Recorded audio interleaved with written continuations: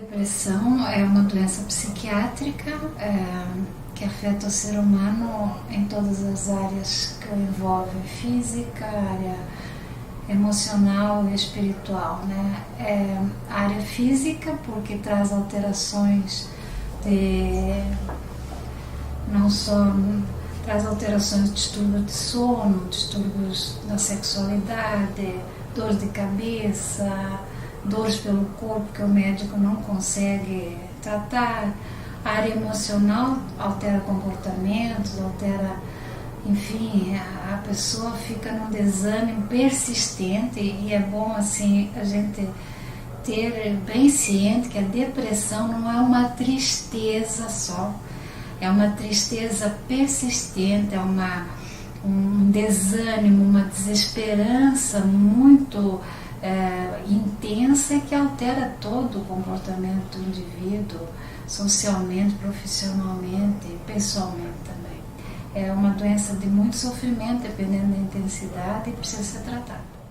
Acomete pessoas de quaisquer idade, diferente do que se achava antigamente, em que eram mais possíveis de serem atingidas por depressão pessoas na faixa adulta. Nós sabemos que hoje jovens e até mesmo crianças padecem de depressão.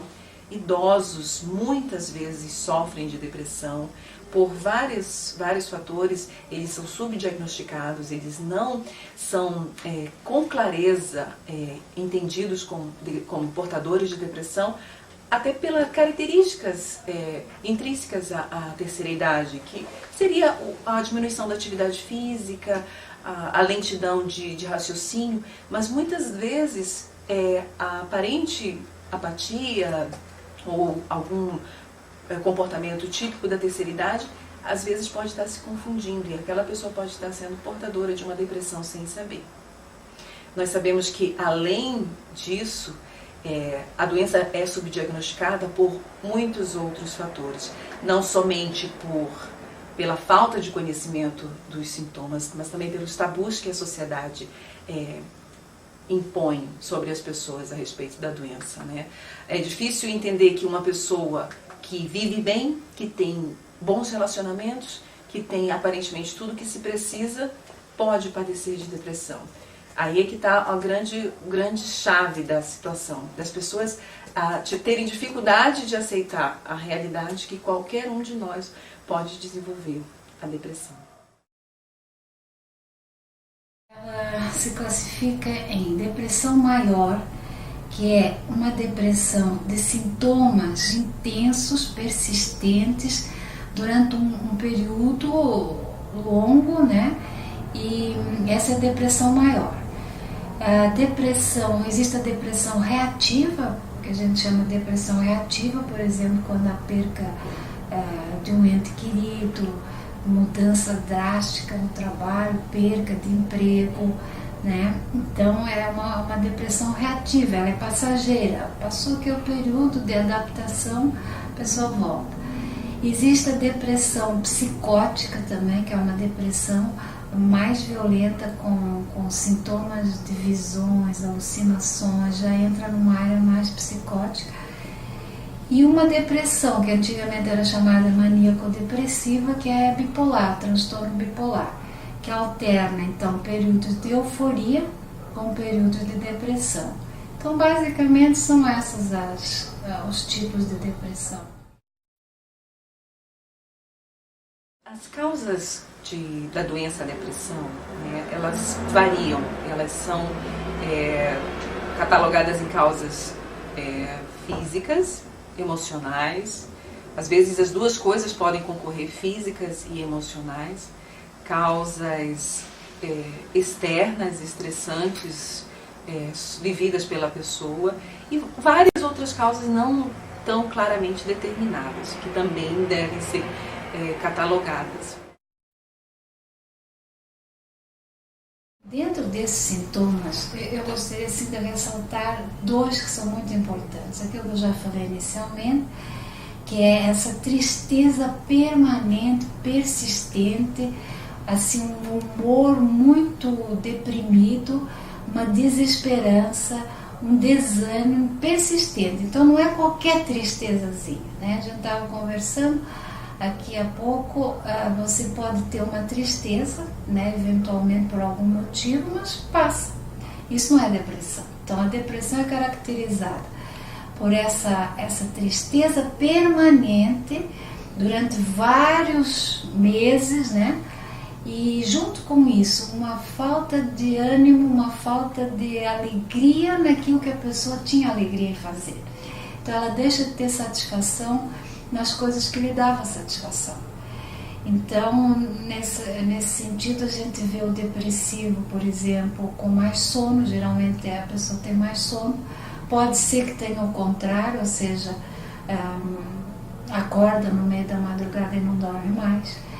O depressivo ele tem um sentimento de inutilidade, se sente inútil. O depressivo sempre vê a realidade de uma maneira distorcida, mas é assim que ele se sente. E o médico ele tem que entender o que o paciente está sentindo. A gente pode dizer, não, mas não é isso que está acontecendo, mas é assim que ele se sente, é assim que ele vê a realidade.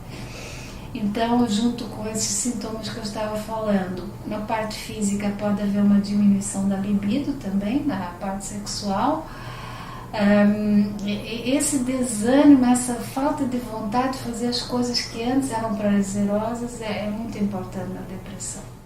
Os sintomas da depressão, eles também vão variar de acordo com a intensidade e a profundidade do quadro.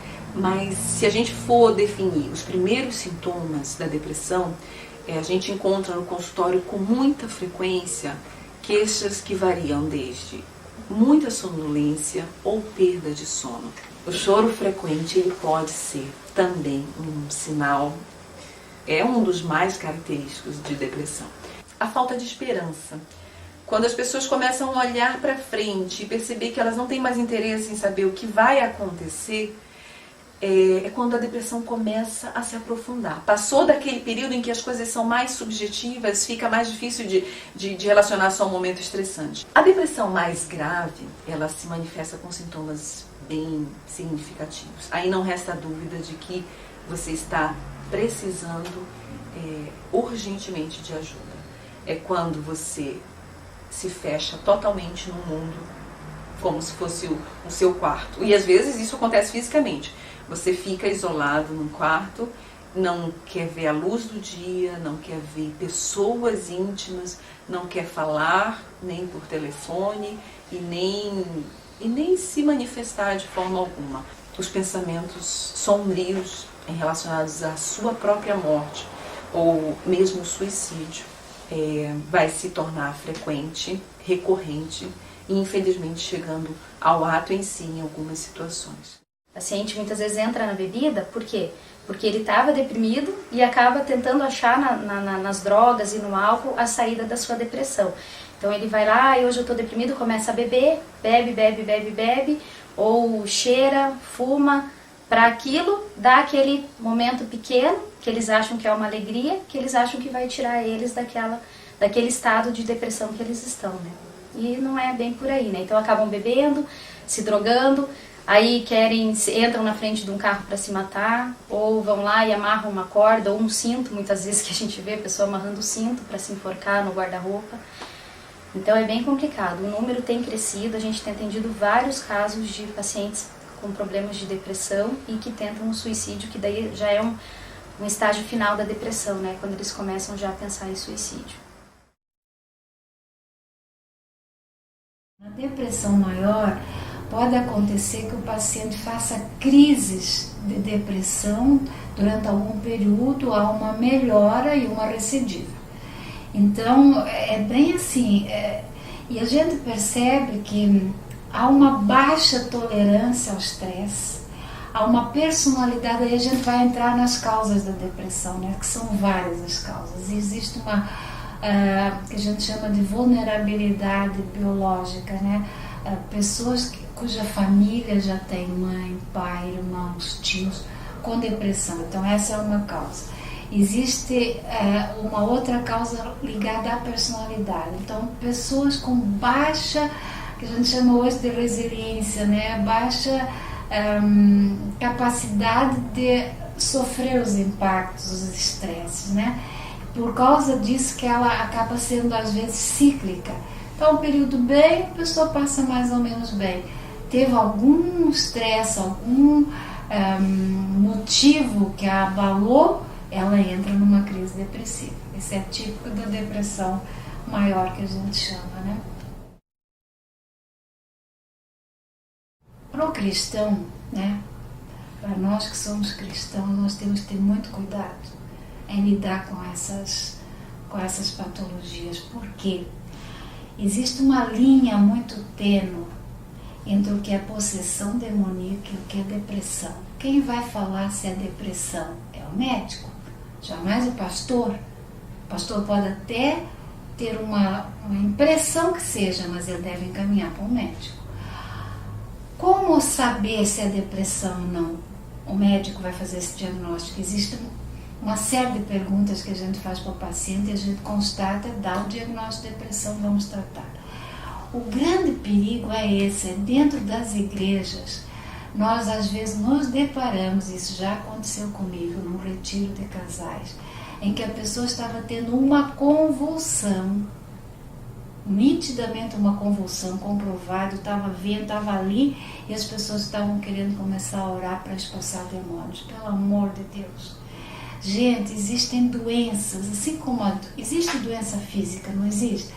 Existe a pressão alta que você trata, o diabetes que você trata e tantas outras. Como que isso para o cristão não é possessão?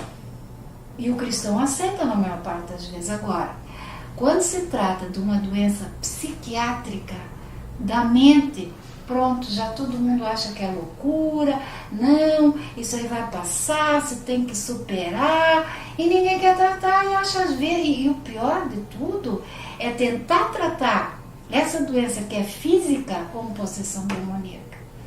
Eu acho isso extremamente perigoso. Então a minha sugestão para os pastores é assim: tem uma pessoa deprimida, ela antes gostava, por exemplo, de pôr coral, não gosta mais. Ela vinha sempre ao culto, não vem mais. Está encafuada dentro de casa, não quer sair, faz a visita, vê como essa pessoa está, percebe se há uma tristeza profunda que tem nessa pessoa, encaminha para o médico, antes de começar a orar por expulsão de demônios.